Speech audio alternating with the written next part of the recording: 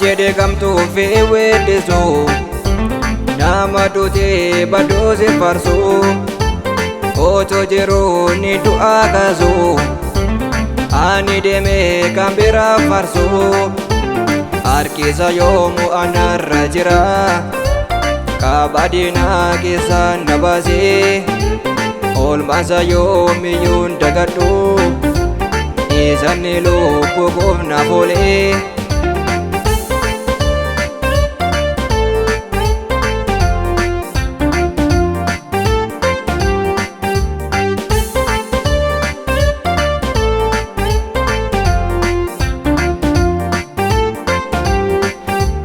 Sammuu namaa yoon tilmaamu yaadni namaa sin akeeku hojiin numaaf hojjetu qoratamee biraan gahamu suuta deemaa dursiitti argama hidda diinaa keenya sin jira maqaa isaatti amananii jiraanna wanti biraa maluun nuuf godha.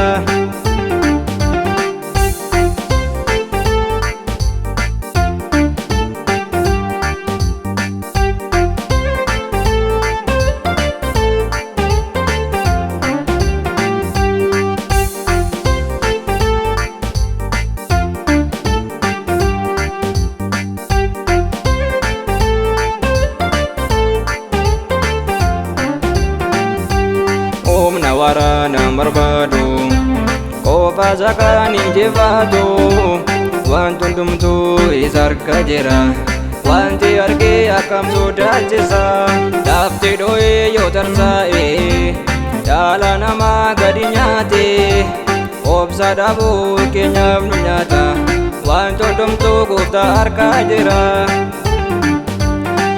Jedhe kamtuu fi weeddisu nama duutee baddoose farsu otoo jiruu ni du'aa kaasu ani deemee kan biraa farsu harkisa yoomuu anarra jira kabadinaa keessaan na baasee oolmaansa yoomiyyuun dagadhu isanni lubbuu koof naaf oolee.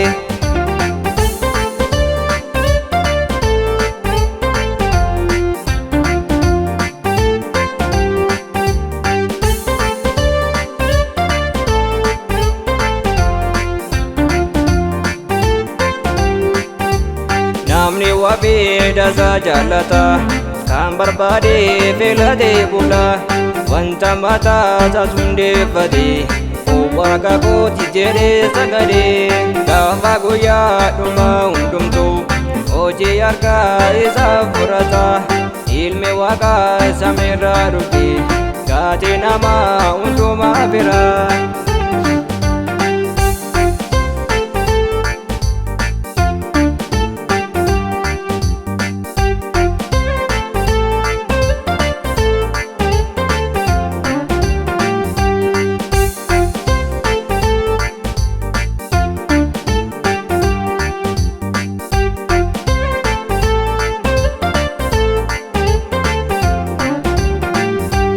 Namni maqaa isaa beekamu amma yoo ta'e yoon turu kan Waaqayyoo isa beeku yoo ture yoo badee hin badu jireenya keenya hundumaa gooftaa keenyatu ulfaate maqaa isaatti amananne bara barootatti ceene.